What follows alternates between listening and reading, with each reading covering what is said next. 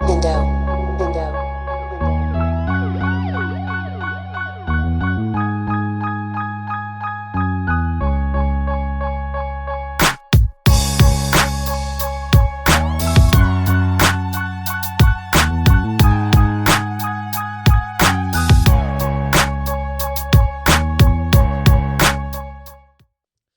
back to another episode on Take a Seat. This is the #1 podcast for entrepreneurs, businesses, and high-profile influencers. I like to talk all about the mindset, all about the mind, the thoughts, and what makes you want to be successful. Some of us think we're not dealt with the right cards and everything's all against us. But as you can see on some of the other podcasts, you might not have the best start, but as long as you have the belief and focus, you can accomplish anything. Today, I've got a very special guest for you and something that you'll be really interested in, which is property developments. I want to introduce Malkit Purewal, and he's one of the co-founders of Savoys Properties. Welcome, Malkit. Hey, Sean. Thanks for having me. How's it going? Yeah? Yeah, no, it's going really well. You travelled from far today? So, yeah, I'm based in Uxbridge. So not too far, 45 minutes. Yeah. Well, I met Malkit at one of our last events. It was a networking event, Power Social Media. How did you find that? I actually really enjoyed it because it was the first event that I've been to that was all about social media. Social media has now become very important to our business over the last couple of years. So I wanted to see what we were doing right, where we could sort of improve, and just the general feedback from people in the audience, such as yourself. Absolutely. I mean, this is how everybody communicates now, right? It's just through the phones. No, it is. And I met an actor, Terry Stone, and he actually told me, he goes, look, my first film he released in 2007. He goes, I spent 1.2 million in advertising. He goes, my last film, Rise of Foot Soldier 6, he goes, I spent 120K. Wow. He goes, and my last film sold more than the first. He goes, because I realize all I now need to do is not put posters on the sides of buses, is actually get onto people's phones. Definitely. So it shows the actual real power of social media today. The game's changed massively. It has. I mean, we've seen a few eras now, a few decades, and it's always changing. It was always like about ITV and Channel 4, and then social media has only recently come into play in the last decade, really. But now it's just like going exponential, everybody wants to see podcasts like this. No, definitely.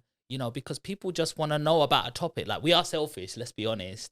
And sometimes we watch a soap for a little bit of drama, but I think even me, I'm guilty of it. I want to just look at a podcast, especially when there's a little bit of drama. I say, I'd rather watch that, and that's the topic I like cars or property or development or business. And yeah, I want to follow, industry leaders because we have limited time on this world. And so, it's very hard to get all of the information, from just like TV nowadays. So, there's niches out there that we can follow. Definitely. Well, Malkit, look, I saw you at the last event, and you've got this energy around you, like this alpha energy. I don't know if you know that, but it's the first time I've heard that, but yeah, I'll take that. Yeah, no, you had this alpha energy, and I think we went to a little after party as well. And you're really confident, very welcoming. So I was like, definitely want this guy on my podcast. And then obviously we added each other, and I saw Savoys Properties. But before we get into any of the, the journey into property development, I want to know more about you. I want to know, where you grew up, what schools you went, some of the courses you did, what it was like growing up, what it was like even the people around you, like your parents, tell us all about it. Start from the beginning. Okay, start from the beginning. So I'm actually from a migrant family background. So both my parents are from India, so Punjab area of India. They came over in the 1960s. Okay. They met, got married. I'm one of 4 siblings. So I grew up in a town called Southall. So it's in West London, not far from Ealing. And it was a predominantly Punjabi migrant background where, my parents were working double shifts, every 5-6 days a week. Where were your parents working? So my father was a manual labourer. He was working on roads and stuff. Whereas my mum, she was working for T-Wall, so the sausage manufacturing company. So they were all based locally, but they had to put in that work because they're quite lowly paid jobs. So they had to work sort of double the hours. So I was end up being brought up by my grandma during that period. Yeah, so I went to a school in Southall, again, predominantly Asian, and that's all I sort of knew. We moved in the mid-'80s to West Drayton. My parents saved up enough money to buy. Is that near Birmingham? No, it's that again, it's sort of the West London. It's close to Heathrow Airport. Okay, yes. So it's probably the last, if you look at the Elizabeth line, it's the last zone, London zone there. So it's zone 6. So they moved there in the 80s. I then changed from a predominantly Asian school to predominantly white. So it was a bit of a culture shock for me. It was also an area where I actually saw that my education was actually quite far behind all my peers because, again, you've been brought up in a migrant area. A lot of the children there, their first language at home isn't English. So when you're then put into a background where all the kids' first language is English, you realize that, there's areas to improve. So I focused on a lot of that, went to a secondary school in Hillingdon. Okay. And how was that? Like, was that in the 80s? It's in the 80s. So okay. There was a lot of discrimination. I think probably a lot of it is because people don't realize when you see someone different, you basically see the elements that are different, but you don't really see the bits that sort of unite everybody. And it's that little bit of fear factor as well. However, when I went to secondary school, there's a little bit more mixed. So you had probably a 10% mixed background and 90% were from a white background. This is where I met my now business partner, Sanjay, at the age of 11. Wow. Yeah. So, so I've been friends and best friends with him since then. And that's a really important point there that you make. So, sorry, how old are you now, Malkit? I'm 45 years old. 45. Well, you look really good for 45. Oh, I have to say that. So you've had this friendship for about 34 years, and it's someone who you've gone into business with. And I just want to clarify that point. When you go into business with somebody, they've got to be on some sort of level with you, and you've got to be able to sort of know them for a long time. I've never really done a partnership, but during COVID, I did do a small partnership and I opened up a restaurant next to Liverpool Street. Amazing.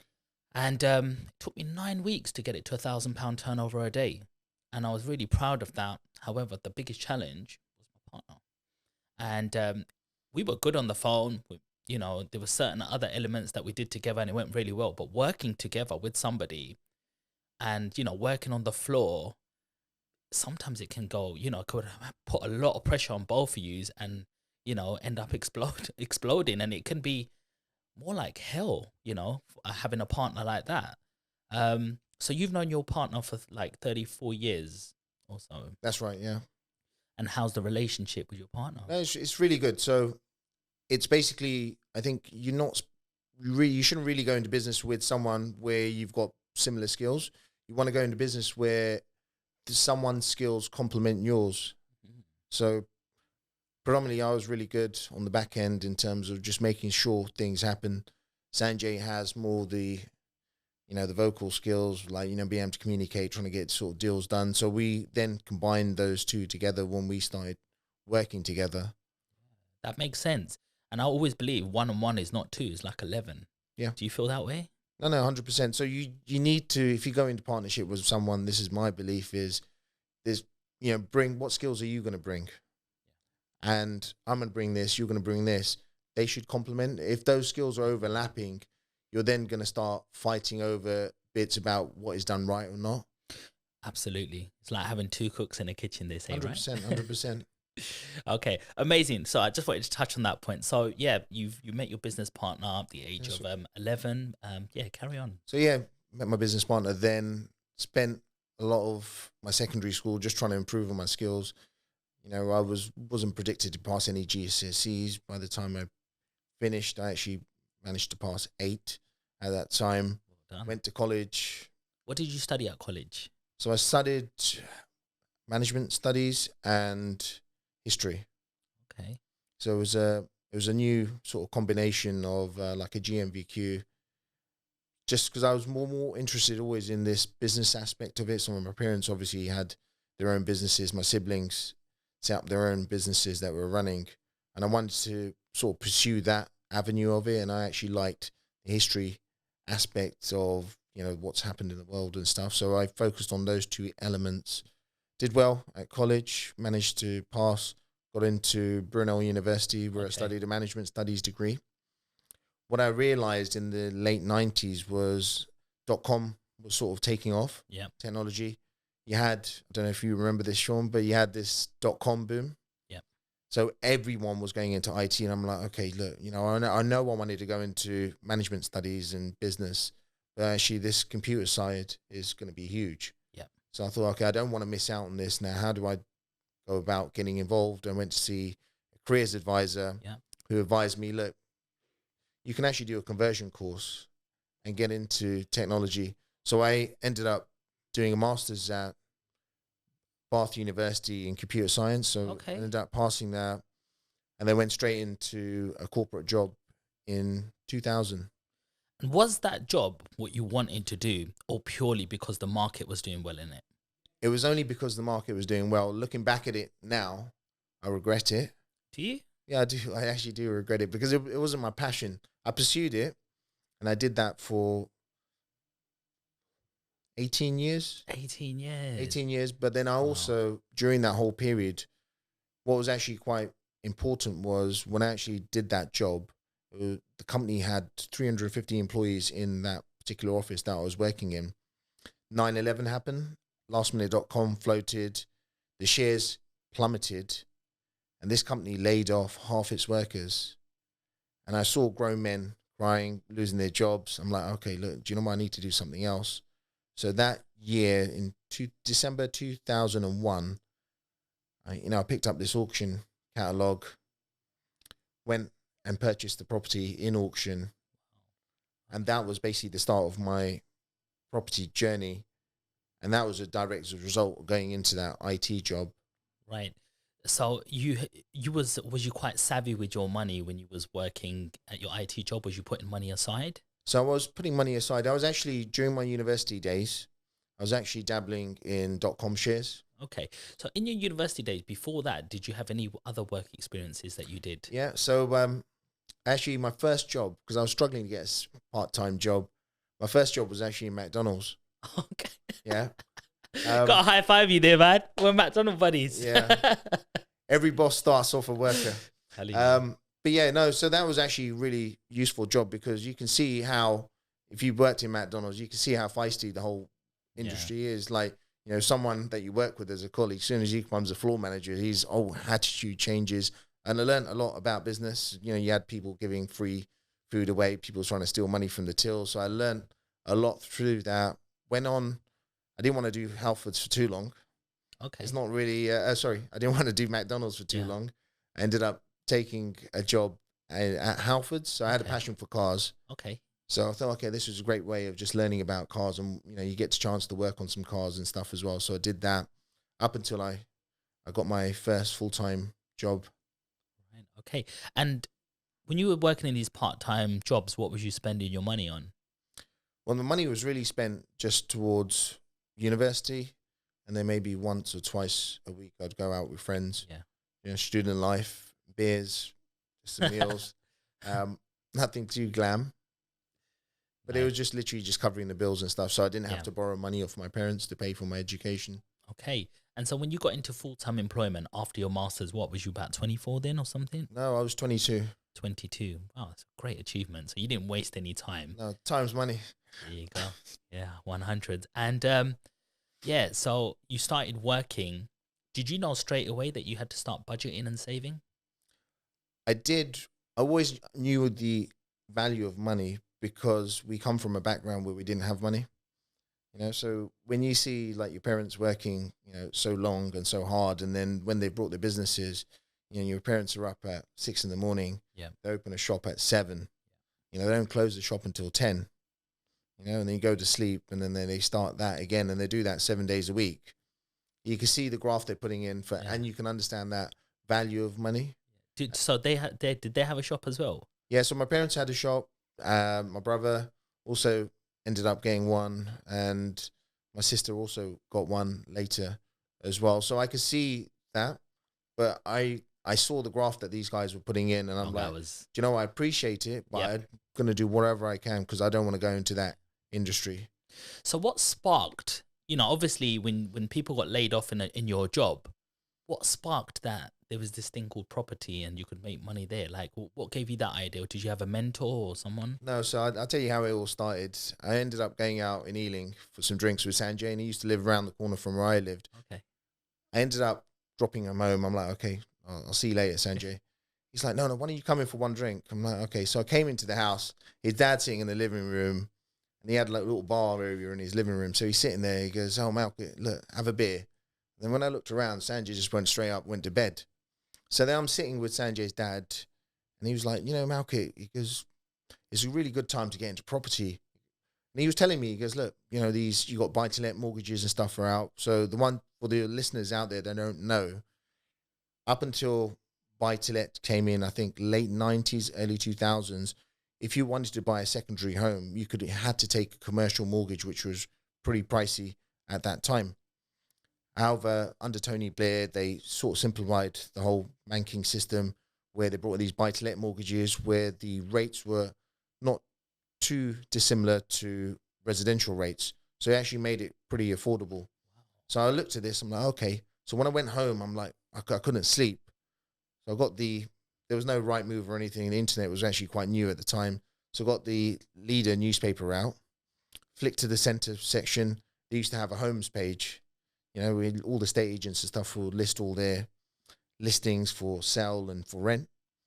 Had a look at this one page, which was for, at that time, an local auction house, and it had a house for sale for 80,000. I'm like, okay, this is 80,000. That similar house is for sale in the estate agent pages for about 150. I went to auction with my dad, and we purchased that for 120. Okay. Then I called a few estate agents, over 3 of them, and they valued the house between 145 and 155. Okay. So I said, okay, look, 150 is what it roughly probably is worth. Yeah. If we went to sell it. So then I refinanced that at 150. I pulled all my money back out. Yeah. Because at that time you could get 90%, 95%, even 85% mortgages and stuff. So I'm like, okay, look, this is amazing. So the next year, then I ended up buying 3. So using the same sort of techniques where you're sort of buying undervalued. So we're not really doing too much refurbishment work because I wasn't too familiar with it at that point. And then literally what I did was throughout my career, probably up until 2010, was just buy, sort of add some value a little bit, like, just get it tenanted and refinance and then sort of repeat, keep going. Okay. So like, what year did you get into property? So I got into property in 2001. 2001. So that was almost like a decade sort of before I got into properties. So I got in when the crash happened, and then it was kind of bottomed out in 2009, 2010. So I didn't time it perfect, but I just got in at a time where I had money, and I was 21 at the time. And I just got into onto the property ladder, and it just was the right time. And I just looked at the numbers. I thought, I'm going to rent for $1,000. My mortgage is 500. There you go, 500. Rent it for 6 months, and I'm covered for the whole year. However, I got in that time. You got in an era before. You must have seen the 2007 full frontal of it. How did that affect things, if anything? So I'm always quite conservative. Sanjay is quite bullish. So when we were looking at what we were buying, so I was only buying freehold homes. So I learned from my dad that only buy stuff that they no longer make. Don't buy these new build flats. So the properties that I brought were affordable homes for affordable people. When that 2008-9 crash happened, the properties I had weren't really that heavily impacted. Right. There may have been a slight decline on them, but where some of these new build flats that people brought in Leeds for 180, they were selling in auction for 80K. Wow. That didn't really impact us that much. How much was you impacted? Because, like you might have bought something, just say for argument's sake, you bought it for 100,000. Like how much was it actually impacted? And another thing people need to know is if you don't sell that asset, then you don't realize the loss, right? So I look at it this way. You're not really impacting unless you have to sell. So if you have a look at property is like a 10-year cycle. So you tend to have 2-3 years will be double-digit growth during that. The rest of, say, 8-7 years is quite flat. You have a price correction. As long as you look at property as sort of a 10 or 5 to 10 year cycle, you're never really going to be impacted. So I tend to fix rates for 5 years.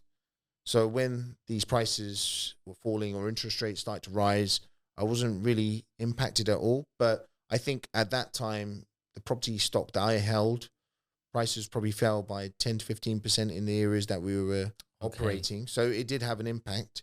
However, any loss there, once we were on the way back out, sort of 2011, 2012, they then were sort of, you're well back in the black. Shooting back up.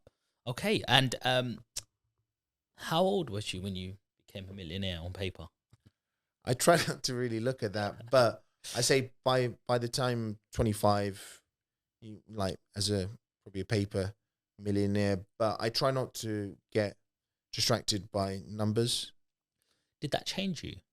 No, because I still was working. I still driving at that time nothing more than average car. Because my aim was, look, everyone can make something on paper, but my aim was to build something bigger. But at that time, at the age of 25, I didn't really know what it was.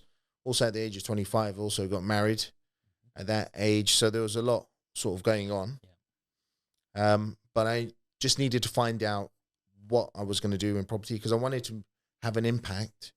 But just buying a few buy-to-lets, you're not really going to have an impact. Absolutely. Yeah, I totally agree with you. People think when you got £1 million worth of property, like what is that? 250,000 property times it by 4. What are you really clearing? Yeah, exactly. Grand?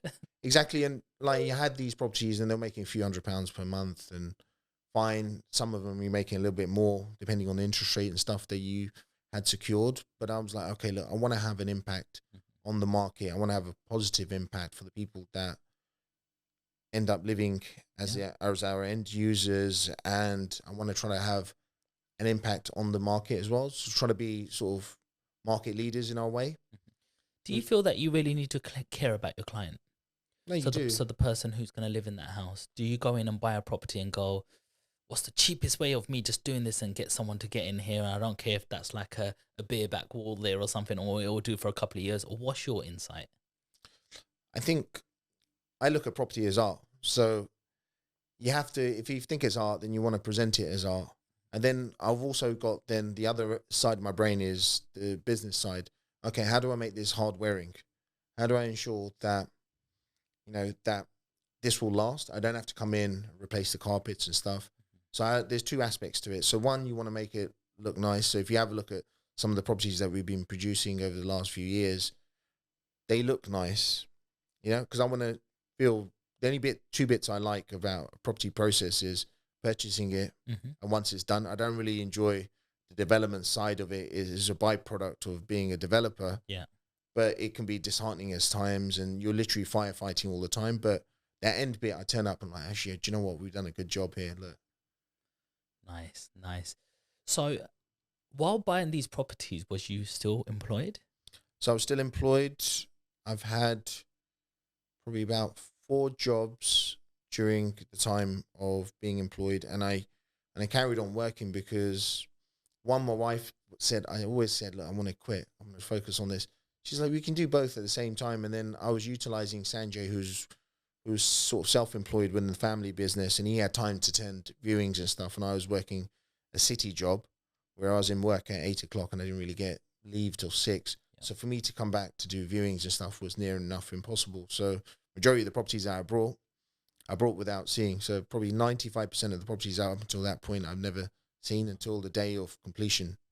So a lot of people ask out there, Malkit, when's the right time to go self-employed?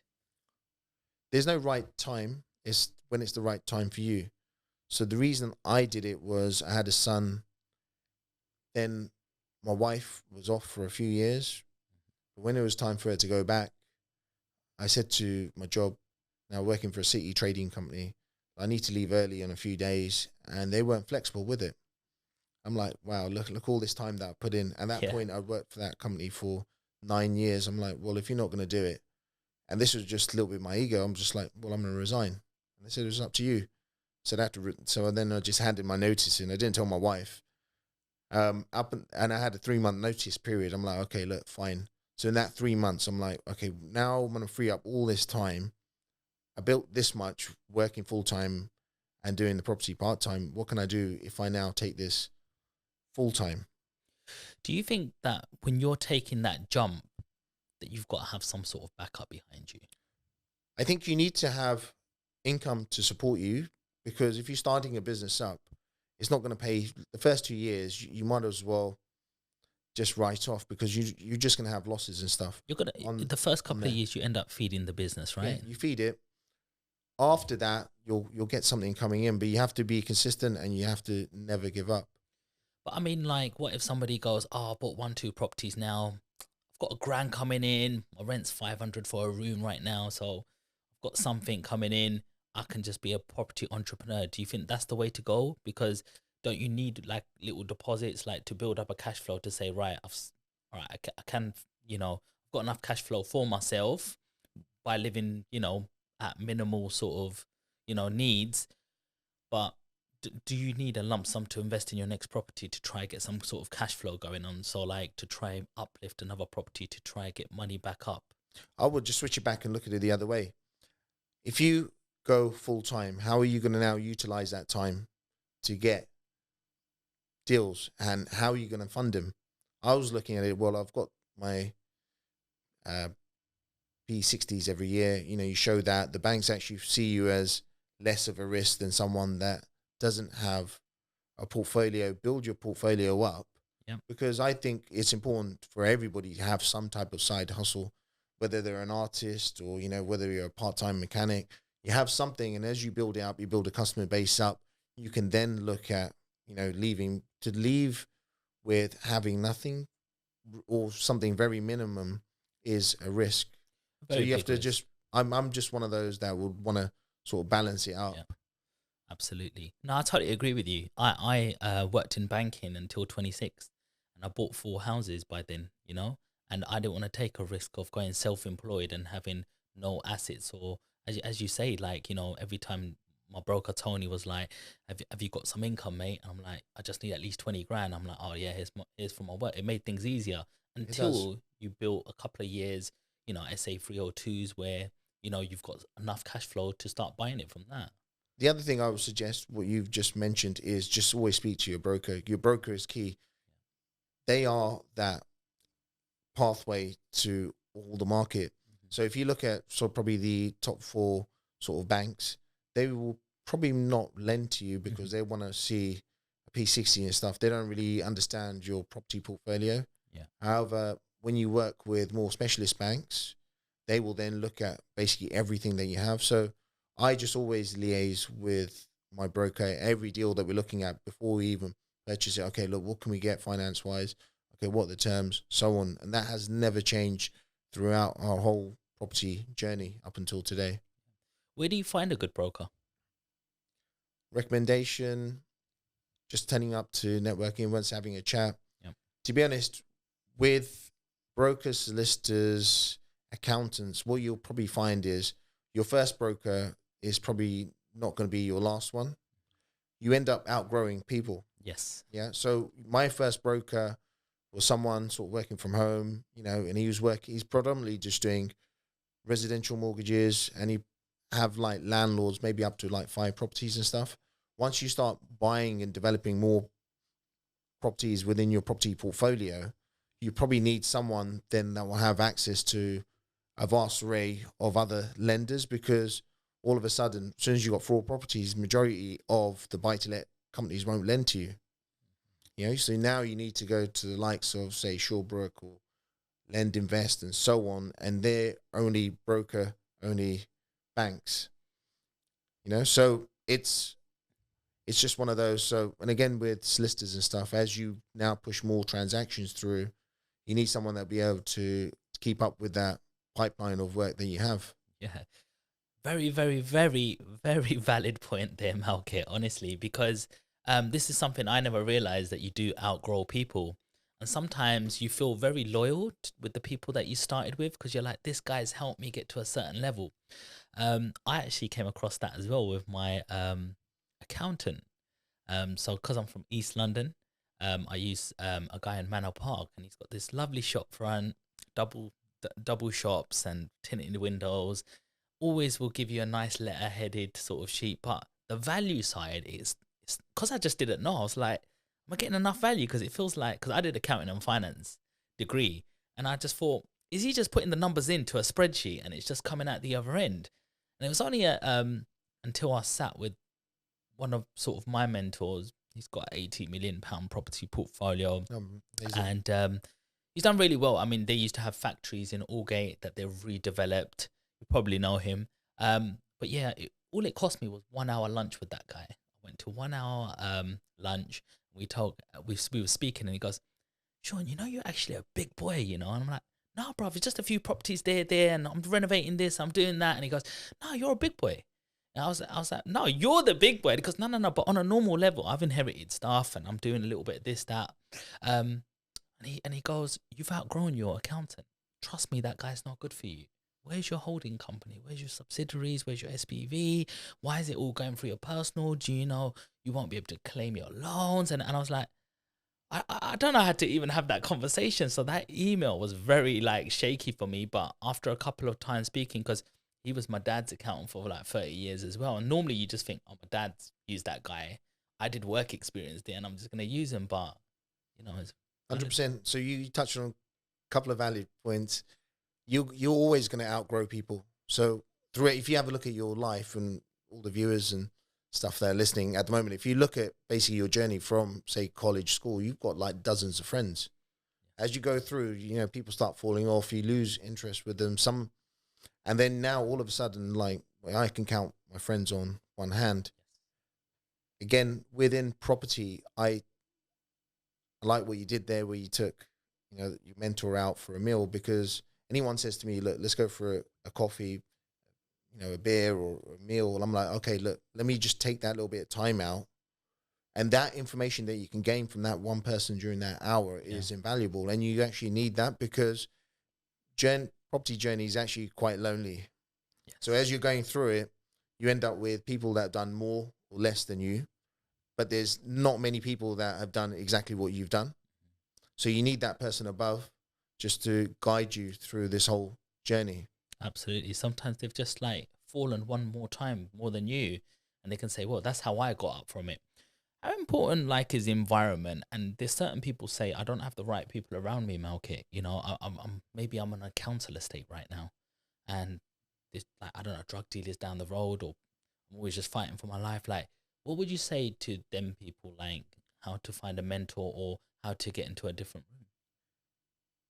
I think it's quite easy in terms of, with now social media, you can see what type of rooms are out there, where people are posting events where we've met. Yes. And all it takes is you turn up to one event, you meet one person that can inspire you or guide you onto a different path. We all come from, our backgrounds are all different. You know, I've come from a working class background. We come from a poor town, and we've made it to where we are.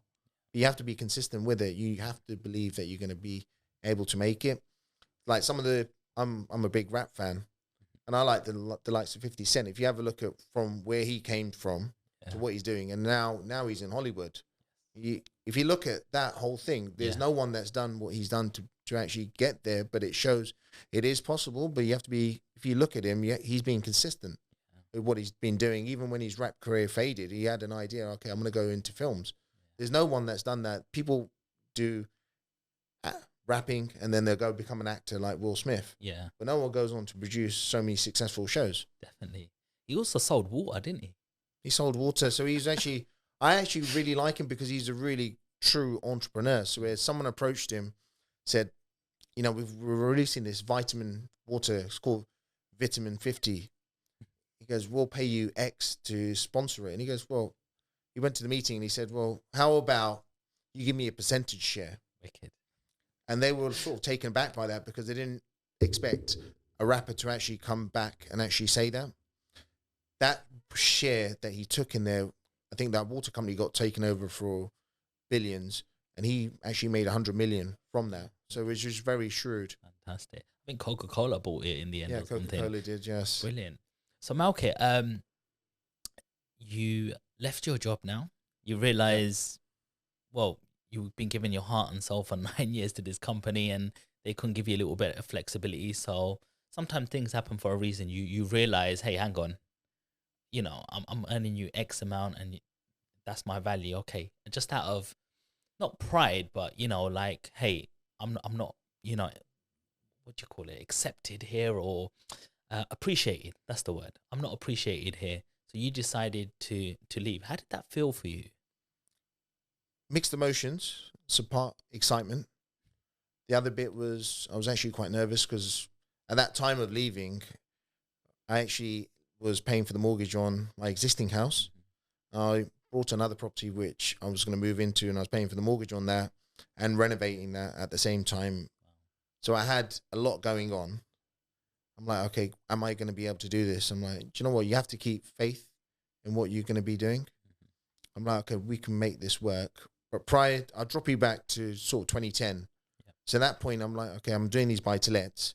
I'm not really making much from it. So I'm like, okay, where can we add some value? I looked at HMOs at that time. Predominantly in 2010, if you're doing HMOs, you're either doing student HMOs or properties for housing association, DSS.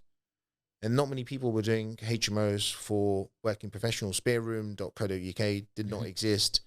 There was no real platform for these properties. I'm like, I was looking at my local area of Uxbridge, and studio prices were about £900 to £1,000 plus bills. So effectively, it's costing someone £1,200 a month. Graduates were typically at that time probably on 18 to 20K. So we saw this as a great market to sort of enter, but I didn't really know too much about how to enter it. What gave you the idea of HMOs? So my cousin at the time was an electrician.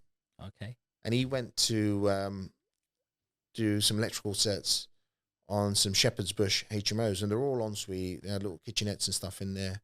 And the guy was clearing £1,000 per calendar month. All the houses were paid off. I think the guy had around about 12 of these houses. So you can do the maths. 12 times 16 times 1,000. That was what he was earning per month. And my cousin came back and he says, look, he's driving this Bentley convertible. He's friends with John Terry. Yeah. He goes, look, I think this is a great avenue to go down. I'm like, okay. So then again, I opened up auction catalogs and I was going through them, and I found a house in Uxbridge, which was a DSS HMO. They're all en suite. So did you buy them as a HMO, yeah? So I bought the first one because I wanted to sort of strip it back and see what was going right, see what was going wrong with it. And did you have to pay a premium for it? No, I paid that house. Again, this was in 2010. So this is in that time where the value of property was quite low. People were scared of taking that little bit of a plunge. So this house had been remortgaged for 575 by the previous company. It then went into auction. I picked it up for 220. Bloody hell. I picked it up for 220, and I think it's worth probably 700,000 today. Oh, that's so nice little bit it's equity 13 there. years later. But I picked it up. I'm like, okay, it's a 5-bed, all en suite. Stripped it back. This pipe works. They're using 2-inch pipe work here. They really should have just been using 4-inch. Okay, so I looked at what was working well, and then when I rented it, I had 5 tenants in there. I get a phone call, the lights are tripped. I'm like, okay, someone's put in a faulty socket somewhere. Everything's on one ring circuit. So I learned, okay, let me simplify this because I want to grow this model to put individual fuse boxes in. So every bit I learned what was working well, what wasn't. Get a phone call, I've lost my key. Can you open the door for me? I'm like, okay, I don't really want to do that. So we brought in like mechanical locks for all the rooms. So then I systemized it where I'm like, okay, I think this works. So there's no carpets in it. It's all hard wearing, easy to clean. The tenant moves out, I can change it around really quick. I'm like, okay, we're ready now to scale this model. So from 2010 to even now, we're still producing high-end HMOs. We're probably making more than anybody else per year. And how how do you manage the sort of maintenance side? Do you subcontract, get contractors in, or do you have a maintenance guy now? So in terms of building works, that's all contracted, because I learned that was quite difficult to sort of manage for an individual or a couple of us to sort of manage individual trades. It's a nightmare. In terms of maintenance, so we've got our own in-house maintenance guys, and if the works exceed what we can physically do, then we outsource those bits. So it's a combination of both. Okay. How are you dealing with Article 4 now? Article 4, I think, is a blessing, because if you've got HMOs and they introduce an Article 4, then that area becomes a goldmine, because it stops all new entrants, and then you get a premium for what you have. So what we did was, the area of Uxbridge, we were producing HMOs and stuff there. Article 4 came in, we get a premium rent for that area, then we moved on to neighbouring areas. And I know that at a later date, they're going to introduce Article 4 there also, which will then add a premium to that housing stock as well. So do you just keep looking at areas where there's not Article 4? I would only focus on areas that don't have Article 4, because going through the full planning process, I personally think that the planning process in the UK is broken. It needs to be reformed. However, that's going to take a long time to happen. Yeah. So rather than wasting time, go down the permitted development route, focus on areas where you can actually implement these HMOs. And that's what we've been doing. I just had TED Talks on the last podcast last week. Yeah, no, I saw the images and stuff on your socials. It's going to be coming out shortly as well. But he said pretty much the same thing. You know, planning permission is broken. The planning system, if they want to fix housing in the UK, you need to fix planning. All they tend to do is just give you a little shot in the arm, where they're bringing some prior approval laws and stuff. So I took advantage of the ones that came in 2013, where they made it permitted development effectively, as long as you meet like 4 or 5 bits of criteria to change offices into residential. So we've done quite a lot of those, but then the amount of office stock is sort of dwindled down that comes to market. A few years back, they introduced prior approval to change all commercial units into residential. So if you have a look at our socials, we're heavily involved in that. How do you find them sites in terms of, how do you know what objections you could be potentially facing? Because, like, for example, I'm looking at, this building right now. It's got a shop downstairs and some offices upstairs, and I'm like, right, I want to convert this place. I think is it 36 square meters you need per unit. How do you know the council's going to give you that, or they might come back with some sort of objection? Because then I might have bought this thing for 800 grand thinking that I'm going to get like 4 or 6 units out of it, and they say no, and I'm just stuck with one flat on top and a shop at the bottom or something. Yeah, so where we've been successful compared to others is, I've got like a bit of OCD. So when I look at new planning rules and stuff coming, I read everything on it. I'm like, okay, what do I need to do? What's the criteria? So you mentioned the flat sizes. Up until, I think, 2 years ago, there was no minimum space standards. So you could make a flat at 25 square meters or 20 square meters or 37. Wow. Now it needs to be 37 square meters. They brought in natural light requirements. So before, you could get away where, for example, the living room doesn't have natural light. Now you have to have natural light in all living areas, and it has to have a volume of light coming through. So every time there's some new changes, all you do is just download it, print it, go through it, make some bullet points. Okay, yeah, this is this. So now we're going to need to ensure that, we meet the environmental noise requirements, parking requirements, this. The good thing with prior approval laws is there's only 5 or 6 points that you need to make. You can get some reports to back up your application. If you then put your application through, the council has to approve it within 56 days. What we've also done is, we've had so many people since going on social media that have been contacting us, asking about how to get involved in this commercial to residential space. We've got an educational arm that we're now adding to Savoys, where we're going to provide affordable education for people to learn just the fundamentals on how they can actually go out and change these commercial properties to residential. Yeah, because I've looked at so many banks there that are just like, just sitting there doing nothing, and I'm like, shall I go for it? And I'm like, it's taking me so long to get this big cash pot. if I put it in there and I get what I want, amazing. If it goes, the So wrong way.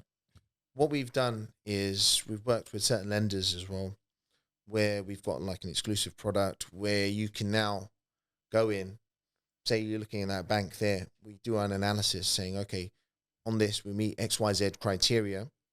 You can now get, say, 6 flats in there.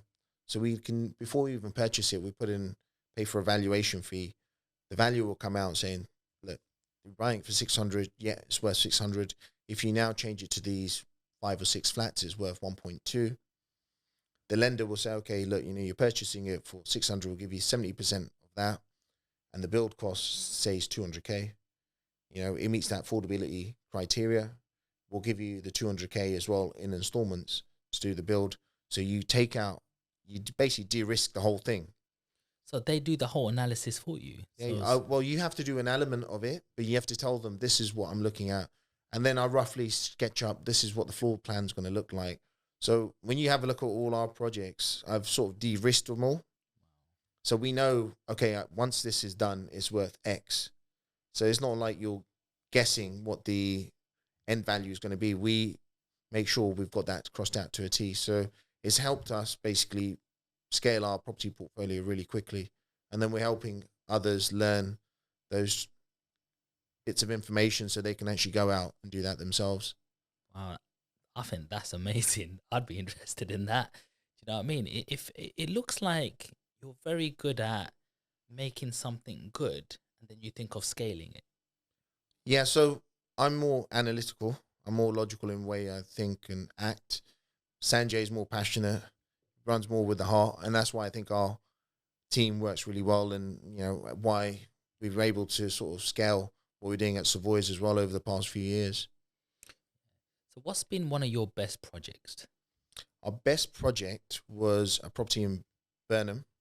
We actually purchased this during lockdown 1. So we actually started in lockdown 1. I bought an office block for 670.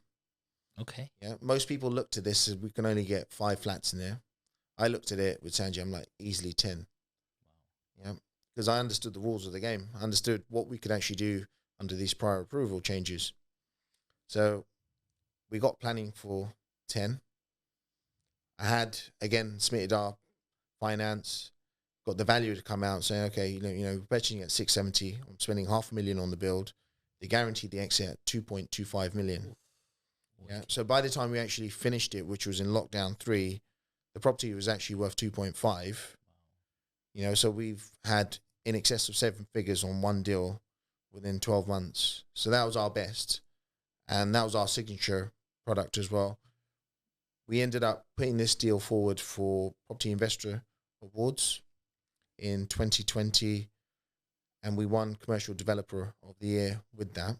Wow. Amazing. Well done. Yeah, thank you. So that was our best deal. Majority of the deals that we do, they all fluctuate, but this was sort of the biggest risk because when we started this, like Tops Tiles, B&Q, everything was shut. So I'm online trying to source material for a builder because he goes, look, I need tiles. Yeah. So if you have a look at that project, we ordered tiles which probably don't go with the build, but I was on Victoria Plumbing ordering tiles, and that's more of a plumbing shop rather than a tiling shop. But that was the only place I could find enough tiles for these 10 flats.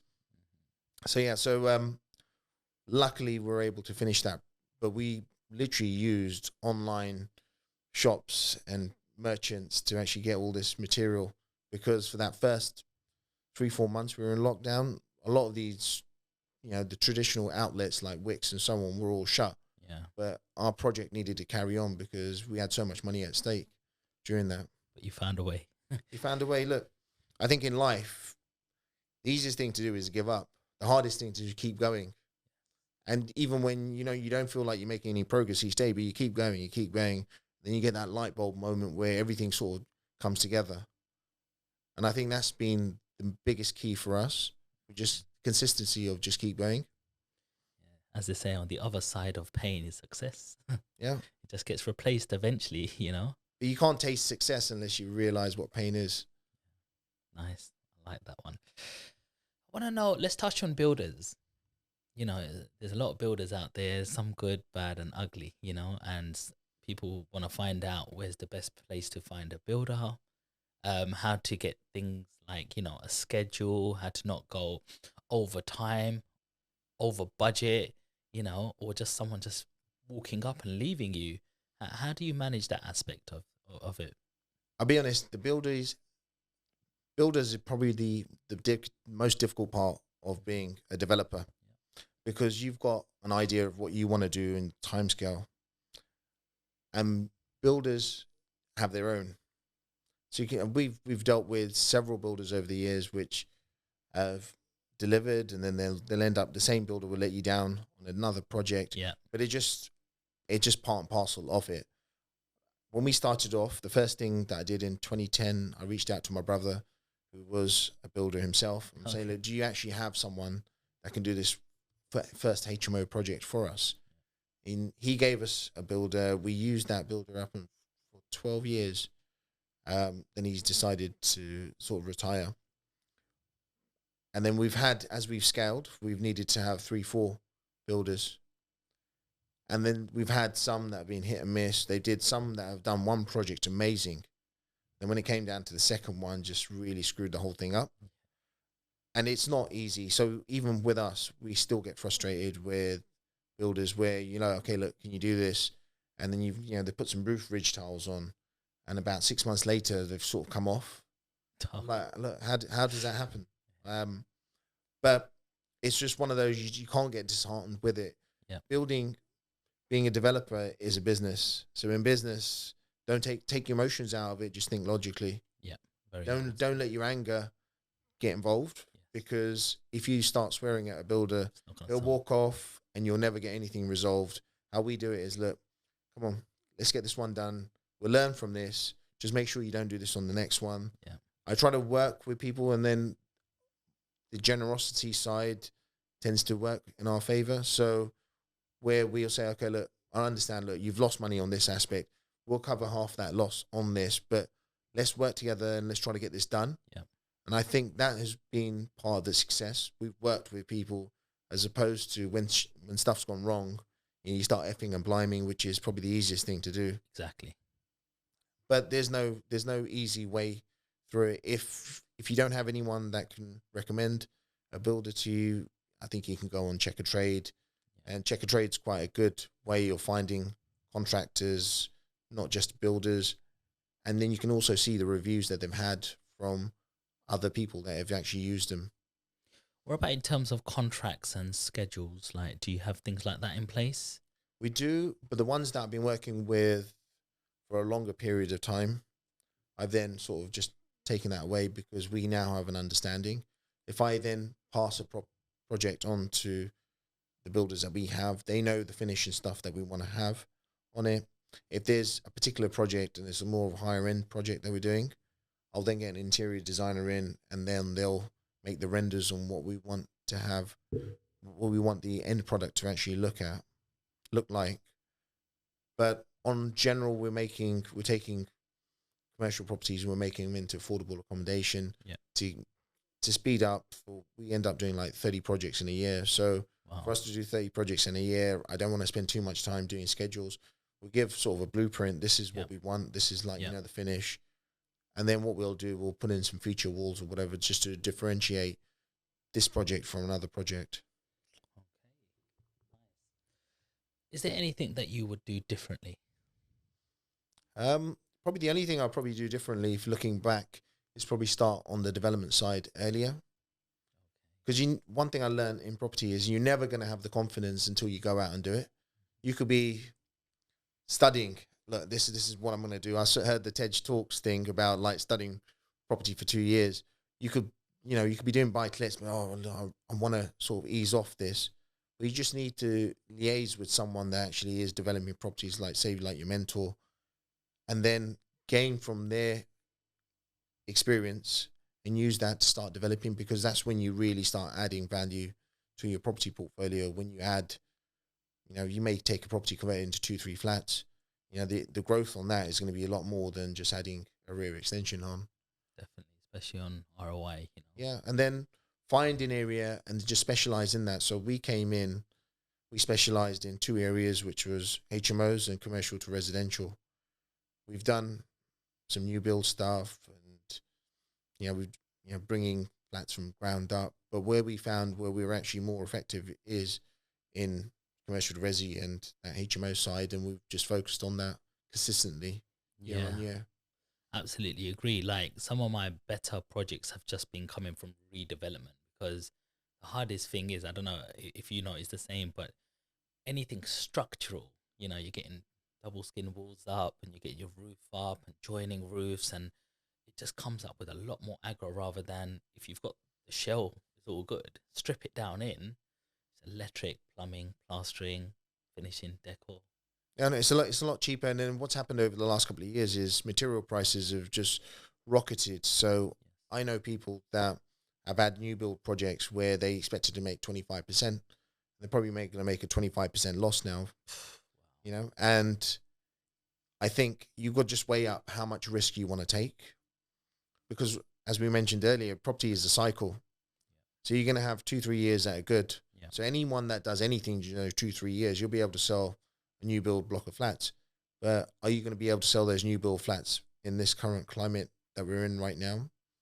It's going to be very difficult. You're going to have to discount them very heavily, because this is now that 2009 to 2011-12 period where new build stuff will sell, but you're going to have to heavily discount it. Have you done any new builds, like build flats, or is there any going on at the moment? Yeah, so at the moment we've got 2 new build duplex flats that we got in High Wycombe, but this was part of a grander scheme of converting commercial offices to 4 flats, and then we had 2 new build at the back end, and we kept the retail unit as well. Then we're also building a 6,000 square foot house in Buckinghamshire. So this is something new, something that we haven't done. We purchased the property at a decent price, and we fixed contractors in at a reasonable price to get the whole structure up. So we know we're going to be in the money. So even if the market moves, we should be in a great position with this one. But this is just more for ourselves, because we haven't actually done a project like this before. So it's where me and Sanjay are sort of more now out of our comfort zone. And I think it's always good to do a project like that, where you just take yourself, because you learn so much about yourselves and about that particular type of development as well. Well, I think that's where growth happens, right? No, 100%. So you always have to keep pushing yourself out of a comfort zone. Doesn't matter what it is. Like, you may not be a confident person, but come out and do a podcast, or go to a networking event, just stand up and just speak your 60 seconds and just introduce who you are. Whatever it is, just do that. Just get in that position where you're a little bit uncomfortable that 1 month or whatever. Yep. And then you'll see you grow in confidence. Absolutely. What does success look like for you? So I'm a person that doesn't really look back and just say, well, we're successful, or we've made it. I have at the moment, I've got friends around me, you guys have done really well, you've made it. I'm like, we've done well, but we're not at where I think. So I think, like, with the Savoys stuff, we started that 1st of April 2020. And I always looked at it as a 10-year project. So we're in 2030. That's where we need to be. So we've set ourselves some high goals in terms of that. I just want to see what we can become, but we're not limited by those goals. Like, nothing's off limits, like where people interact with us or organizations have. We're always open for a conversation, how we can improve. The aim for us is, like, this is our little baby. Let's water it and let's see what it can actually become. What is your goal? My goal is it's actually quite simple. Just basically, like, free up time from day to day. Try to take time out, enjoy it with the family, enjoy it with the friends. Go on holidays. It's actually quite straightforward. It isn't like having material things such as, like, I want to have this car, or I want to go here, or I want to have this watch or whatever. So it's never anything material. I think what you have to do is, if you look back, even when you started property and you say, okay, why do you want to get into property? I want to have financial freedom. What does financial freedom look like? it looks like, well, I've got more time to do what I want to do, pursue my hobbies. So I like F1. Okay. So we go like Paddock Club, F1 a few times a year. We like football. You know, we go to certain football games and stuff. You know, we free up time to follow our passions. And that's, for me, that's success. You said you like cars earlier on. What do you drive a nice car now, or are there car shows you like, or is there a dream car that you want to reward yourself with? Well, let me just put it back this way. With cars, what I found is over the years, you buy a car and you say, look, I'm going to buy this car. It's actually going to make me really happy. And then you get that car, and after 2 weeks, the novelty wears off, and you're like, okay, It's nothing special. So I've always been more logical when it comes down to cars. What I said to myself is, after we did that Burnham site deal, if we pull this one off, I'm going to buy something that I didn't really see myself buying. So I put down a deposit on a brand new G-Wagon. Okay, so nice. I bought that just over a year ago. I actually really enjoy driving that around. So I've taken that to Spain, Portugal, driven it around there, driven it around through Northwest Europe. So just, it's been a great vehicle for that. So it's really comfortable. You put the family in. We've brought other vehicles and stuff, but they're not really it's not really my passion or my goal, like to have some flash cars. I do like them. Yeah. But I'm not one of those to stand next to them and put that picture on Instagram and stuff. It's never really us. Leave that for us young boys. Yeah, I'll leave it for you guys. I'm too old for that. A lot of people don't like to talk about their losses, or they haven't made a loss. Has there been something that you've made a loss on, or it hadn't gone to plan? Well, I think realistically, if you're coming into property, you're always going to make some losses. We've had tenants, and you still have them now, that move into a property and they seem good as gold, and then they just turn around to you and say, fuck you, I'm not paying, I've lost my job, or I'm not paying for whatever reason, and then you're fighting to sort of get them out. So that is a sort of a regular occurrence, and you try to minimize that as much as possible during that process of viewings, and, you know, trying to get someone in. But it still happens, and anyone that I speak to within property, that's something that happens all the time. There's other losses that you have in terms of, you know, properties where maybe vacant and someone breaks in and rips out boilers and copper pipes and stuff. And for that few £100, they can call several £1,000s worth of damage. So, you know, we've had that. We've had properties where we've let out to a family. We didn't do full checks on them, but they ended up making that house a cannabis factory. So we've had stuff like that. But again, look, I don't take anything away from it. I just put that as a learning curve. But if you want to get involved in property, be prepared to make some type of losses, because it's going to come. Losses will come from your builders. You know, losses will come from maybe a loss that you take, but an insurance company refuses to pay out. Mm-hmm. So we've had those. You know, we've had someone that's had a heart attack and driven into one of our commercial properties, and then I was fighting with the insurance company for them to pay out. And that took 6 months, but I've had to fix the property within that period. So you end up spending money straight away, and it could take you 6 months to get that money back. You know, but it's all part and parcel of property. What's your relationship like with your parents?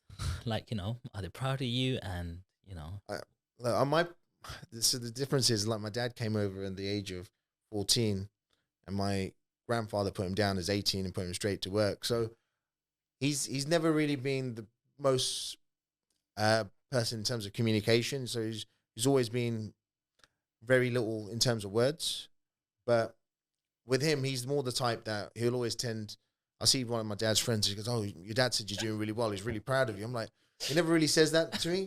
And it's one of those, they feel more comfortable telling others than themselves. So when my mum, she does say, you know, you've done well, but it's one of those, it's because you're from a working class background, and if you have a look at how you sit down at a dinner table, you know, we used to sit down and just sit quietly, eat, and so on. But then if you have a look at middle class families, and if you read Rich Dad, Poor Dad, they sit around and they talk about business and all the rest of it. Yep. And that's basically a part of the element of, like, you growing up, and it impacts me in terms of, you know, I wasn't the most confident when I had to stand up and talk and so on.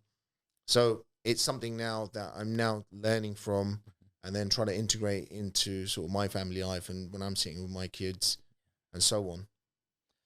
Who have been your mentors along the way? So in terms of mentors, I've always tried to reach out to people that were initially around me. So when I started off in property, I had people that were doing property, and I just said to them, look, can we go out for a drink? Can we go out for a bite to eat? And always just then, like, let me just pay for your time in terms of a meal and just learn from them. But what's happened is, from those persons that I met initially, we've sort of outgrown them. And then now what I tend to do is, we network with, like lenders and so on, and you meet other people through other developers and stuff, and you just learn from each other. So, I'm trying to do this, I'm doing this with our deals and so on. So you always need a mentor. At the moment, for us, we use Carl Griggs from CPC Finance, who's our broker at the moment. But the guy's been a broker for 30 years, so there's not much that he hasn't seen in terms of the highs and the lows. Mm-hmm. And even, we have a catch up with him every few months where we go out and we just talk about some of the projects, what we're looking to do, and his feedback. And that's been quite valuable for us to help us push and to be where we are today. Nice. Good. Is there any favorite courses or books that you've read, or any courses that you've gone on that you'd recommend? So I haven't really done any courses myself, because when I was coming up, I had very little time because I was working full time. Yeah.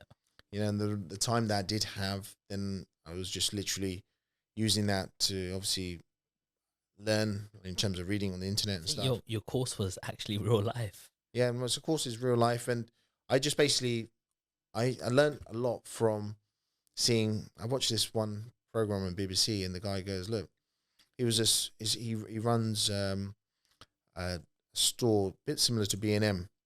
I think it's called Target, but he goes, look, if I make a mistake in terms of I buy a product, and I realize I paid too much for it, rather than trying to discount it a little, he goes, I heavily discount it. He goes, I may sell it for 25% of what I paid. He goes, but instead of taking that as a loss, he goes, I put that as marketing. You pay for marketing.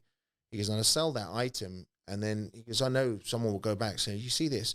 I bought it from here for X amount of pounds. He goes, and that's the best type of marketing that you can have. So I then learned a lot from other people's experiences. So as I mentioned, I listened to rap, and I listened to some of these artists and stuff. Yeah. So I listened to Rick Ross's book on Audible, The Perfect Day to Boss It Up. And he had like so many key bites of information in there. Okay. Where he said that you need to know the key players in your industry, because you can learn a lot from where they went well and also where they failed. And again, so I look at people in property, look, where have they done really well?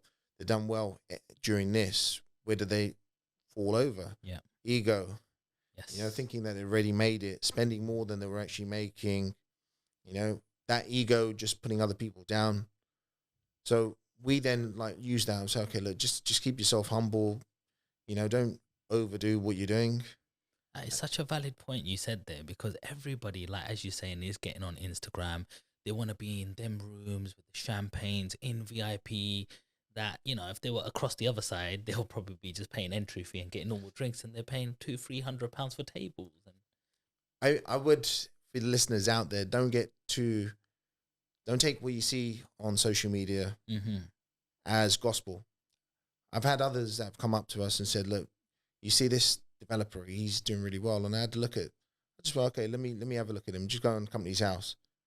And he hasn't got any assets or anything, and then you got some others that say, they're multi-millionaires and all the rest of it.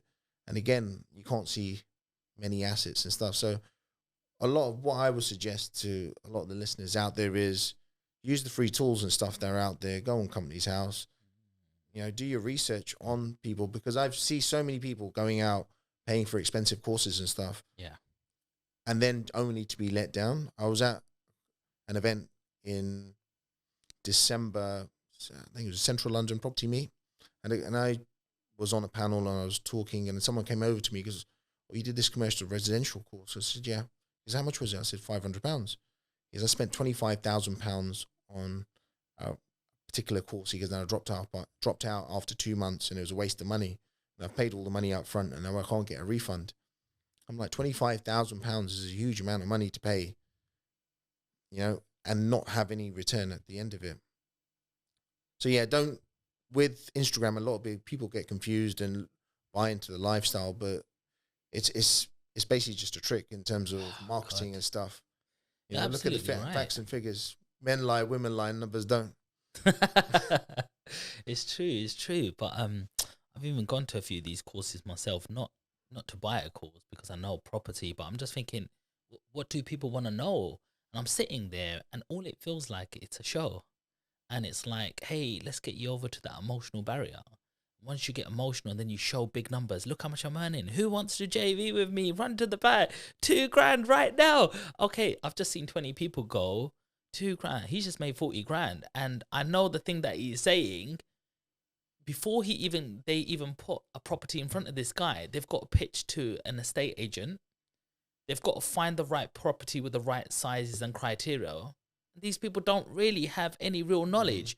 They'll be taught it very quickly, giving them a fact sheet. But I've seen people I've gone through 50 properties, and or some people have just went, oh, I got rejected twice, I'm not doing it. Oh well, I lost out on $2,000. I'm like, what a waste. It is a waste. And what I would suggest is, what we mentioned a little bit earlier, is have a look at the last time a property cycle went wrong. And there's so much documentaries and stuff that are online and so on, and where people lost loads of money.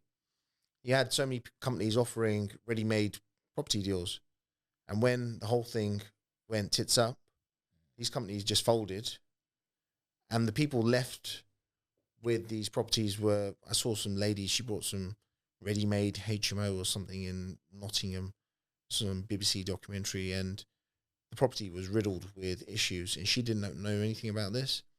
And then the property itself was only worth 80,000. She paid 200. Bloody hell. Yeah, and then you're left with all these issues, and I think she had to go into voluntary bankruptcy to get out of it. But it's just, those things will always be there.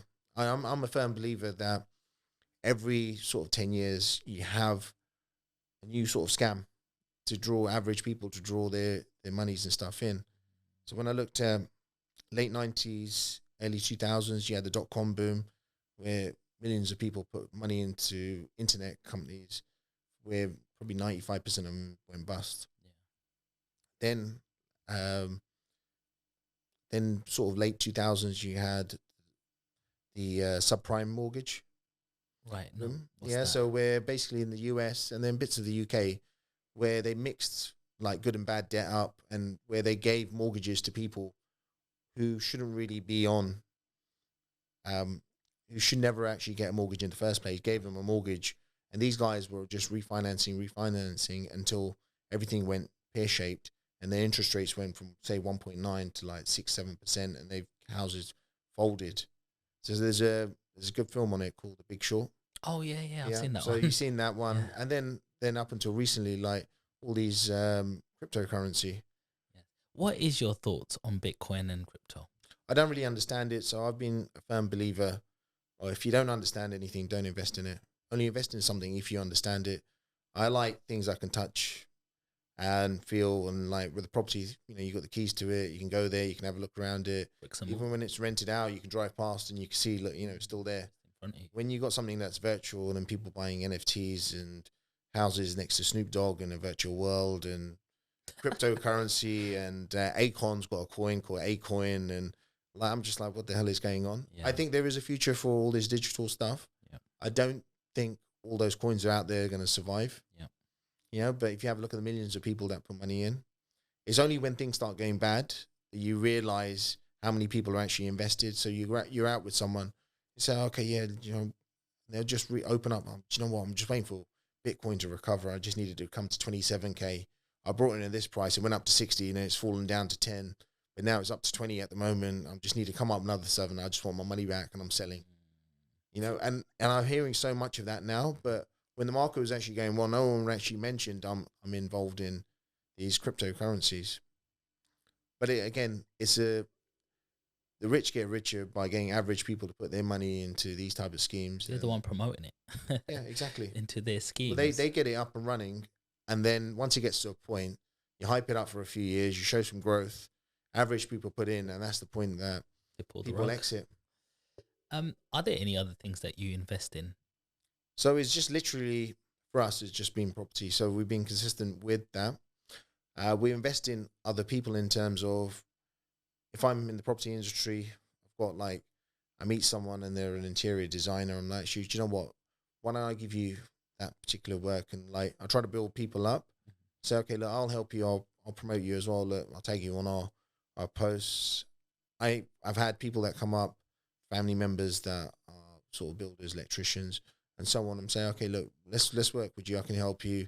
And then when the other people ask for a contact, I'll recommend yourself.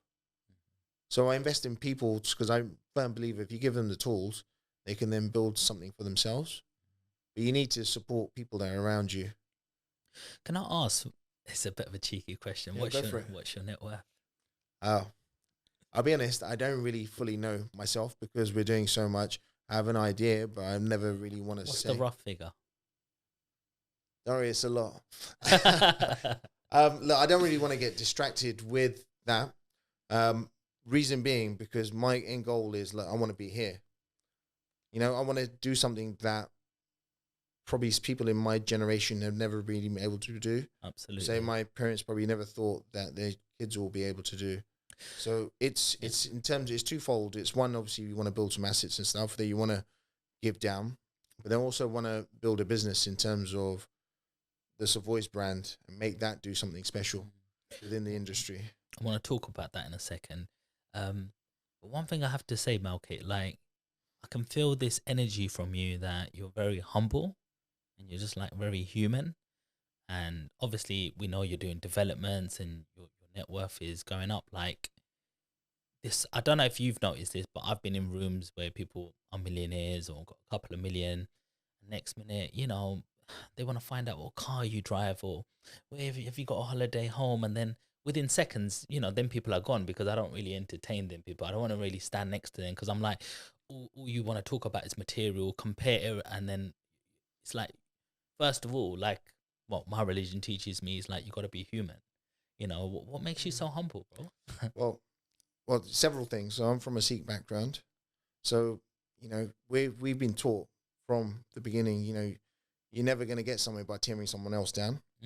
You know, the fundamentals of our upbringing is I'm no better and you're no worse. You know, so we're from that background, and I've seen where my parents have been from. And don't forget, we grew up in the late 80s. When I was at school, there were people that had homes and stuff, and they got repossessed. And during my, say, 45 years, I've seen now people that have become multimillionaires for them to lose it. And I've seen the ones that are arrogant. When they've lost it, people around them got no time for them. However, the ones that have lost it and they were nice to everyone on their way up, then people are, okay, let me support you. Let me help you get back on your feet. So money doesn't make a man.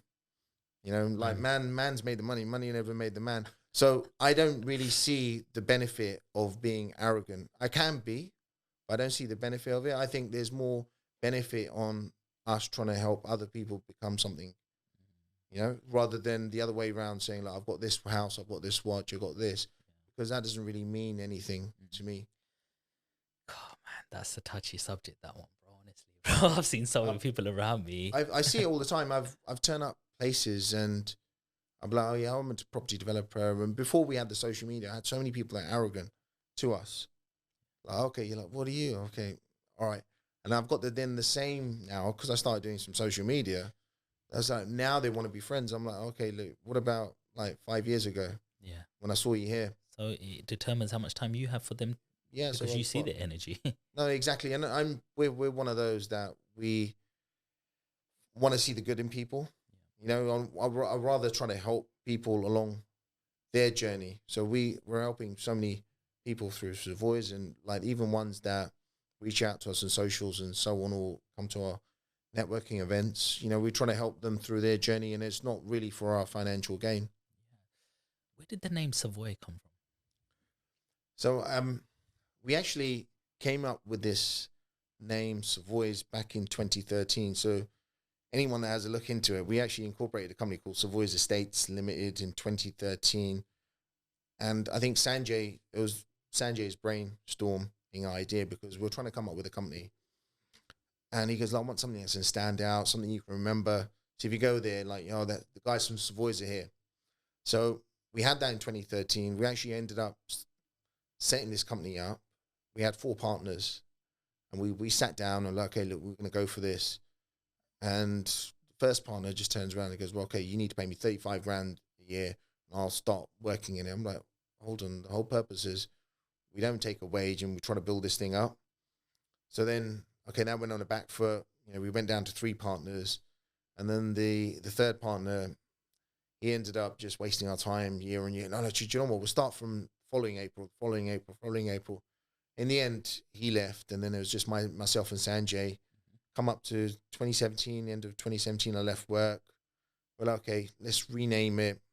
We renamed it to Savoys Properties, and okay, we need a point where we're going to start. So in 2019, we're like, okay, let's finally go live with it. 1st of April, let's move everything across that we have. We'll be represented as Savoys Properties. And then literally just went for that. So it took sort of, you having a look at it, it was like sort of 7 years in the making. So it was there, but timing has to be right, and you have to have the right people behind it and have the right belief. So up until today, so we're nearly 3 years in, myself and Sanjay are yet to take a wage. So the money that we make from this, I'm just investing it in, so we're able to get more people on board with the whole project, and we're able to reinvest in the brand and so on. Yeah, no, I totally agree with you there. Reinvestment is very important for growth. Otherwise, when you start taking away from it, there's nothing to grow the company. 100%. How important is the brand? Like, how much have you invested in your brand in terms of Savoys, the look, the feel, the colors? Like, people say branding is so important. How did you deal with that sort of side of things? So the branding, so we literally, like, when we were ready to sort of go ahead, I think Sanjay just went online, was playing around with it, and he goes, look at these logos, and we literally just picked one, and we said, okay, look, it doesn't matter, even if you have a look at Coca-Cola, their logo, say 100 years ago, to what it is today is changed. Yeah. British Airways logo has changed, but we just need to run with something. Yeah. If we look for the perfect unicorn, we're never going to get there. So we went with the logo that we have. We've since modified it slightly, but it's still the same thing. But we are behind it. So regardless of what you have to be passionately behind it. So both myself and Sanjay said, okay, we're going to be there. So we're now going to represent Savoys in terms of using our own personal social media, and then the company one. We're just going to push it out there, let people know who we are. Amazing. And that's what we've ended up doing. So since pushing this brand out there, we now are official business partners, sponsors of Watford Football Club. So when they're in the Premier League last year and now they're in the Championship, we've still carried on sponsoring them. We've agreed to be sponsoring them in the 23-24 season as well. So hopefully if they make it enter Premier League, we'll be back there again. We've ended up sponsoring people from our background. So we've got Dillian Chima, who's boxer, yeah. So he won the boxer series on Sky Sports. So we're now front short sponsor for him. Brilliant. But it was nice to actually give back to someone from our background, our community that's sort of coming up. We've sponsored some grassroots football teams. I think Denham Ladies Football Club, Rayners Lane Football Club. So some just grassroots. So it's not just sort of bigger teams, sort of giving back that way. Then we push basically our brand in terms of social media. Is quite active on Instagram and LinkedIn. And then projects that we do, we just try to get them out on boards on top of our properties and so on as well. So that way for us, it's gone pretty well. Since launching, we're now official writers for Blue Bricks magazine, where we give a lot of our commercial to residential advice. We also write now, I think it's been for just over 2 years, for HMO magazine. So if you're a subscriber there, you'll be getting tips from ourselves in that. And then we're looking to push that a little bit further this year. I'm hearing a lot of giving. Like, you're sitting here, you're giving us gems. You're very humble. You're sponsoring a lot of people. You don't forget people in your community. Where does that come from, bro? Again, it's just from our parents. So, like, growing up in Southall, we were quite poor. And I remember, like, just seeing someone would break down outside our house, like, the car wouldn't start. Yeah. And then next minute, my mum and dad have got that, the person with his wife and his kids is sitting in our living room. So like, brother, would you like some tea and stuff? Yeah. And then this, so we've grown up seeing this. Yeah. And it's always about trying to help someone. So don't think about yourself first. You always think about somebody else. So it's not something that I'm purposely do. It's just what I've seen and just how I feel it should be as well. Just help someone. And I don't know how the whole thing works, but the universe, you give back to people, good comes your way. So I've always been a firm believer of that, regardless of whether it is the case or not. I love that, because I've always said to myself, like, people go, Sean, you're so lucky. You're lucky you bought that house. You're lucky. You're lucky you got planning on that.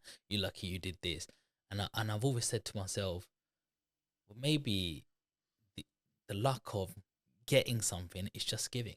No, it is. You have to give, but then I've also a believer that you need a little bit of arrogance about yourself as well, because when someone starts being rude to you, you have to remind them, like, who they're talking to. Yeah. So I'm like, okay, that's fine. But you're always on that humble stage, initially. And then it just, I just can't stand arrogant people. But then again, from our background, it's about giving back. So that's not going to change. And that's going to be sort of the key fundamentals of what we're doing going forward. Well, this has been a fantastic conversation. I've thoroughly enjoyed it. Before we go, I just want you to let us know a little bit about some of the courses you offer and how people can find that, and when your next one is, maybe. And second of all, some of your networking events that you were speaking about. So where can we find these events, etc.?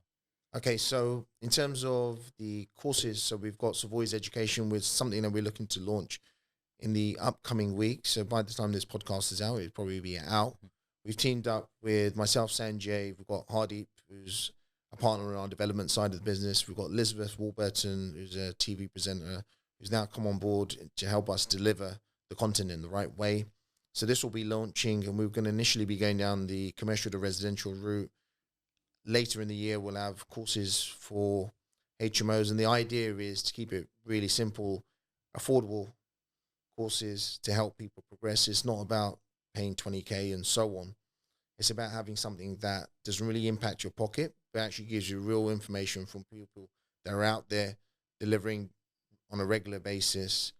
So that's coming soon. In terms of our events, how that whole thing started was, I remember myself and Sanjay were sitting in a room. We paid to attend to this networking event, and we ended up listening to two speakers who were just selling. So I listened to one talk for 45 minutes about their course, and the other one, another 45 minutes about their course. And I learned literally zero from it. I'm like, do you know what the best bit of actually turning up to a networking event is actually just when you finish and you're standing around the bar, and when myself and yourself were talking at the last networking event for that element, I'm like, why can't we just have an event where literally that's all it is? So we collaborated with Watches of Switzerland last year. We had this one-off event where people turned up. It was pure networking. We paid for the canapes, for the drinks, alcoholic and soft drinks. And at the end of it, people were like, okay, when's the next one? I'm like, okay, they were just a one-off. Yeah. So then what we said was, okay, we collaborate with 3 more brands that year. So GV London, Watford Football Club and Saracens, and we held some events. And we're like, okay, look, let's see. We put it out on Instagram, look, who thinks we should carry these events on for next year? And like, the results were overwhelmingly yes. So we're back this year. Details are going to be launched on our socials. And the idea is just, again, to help people network, find the right type of people of the right caliber. And we're already seeing the changes and the benefits of it. So I bumped into people that have ended up dating. They've got jobs with other people that have been there, and some people have actually moved locations from being in Wales to being close to London as a result of coming to our event, saying, actually, do you know what, there is a life outside of where I live. So we can see the benefits of it. So we just want to push ahead and just help other people this year, 2023 and beyond. Brilliant, man. And where can people follow you? So we're most active on 2 platforms, Instagram, so Savoys Properties, one word, and then again on LinkedIn, if you type in Savoys Properties, will pop up. There we go, guys. Thank you so much for coming on the podcast. I hope this provided all of you guys with a lot of hints, tips, and gems. Don't forget to smash the like button, leave us a comment, or if there's any other questions we need to ask Malkit, don't forget to share this with your friends and family. Brilliant. Thanks for having me, Sean. Nice. Appreciate it. That's a wrap. Brilliant. Wicked.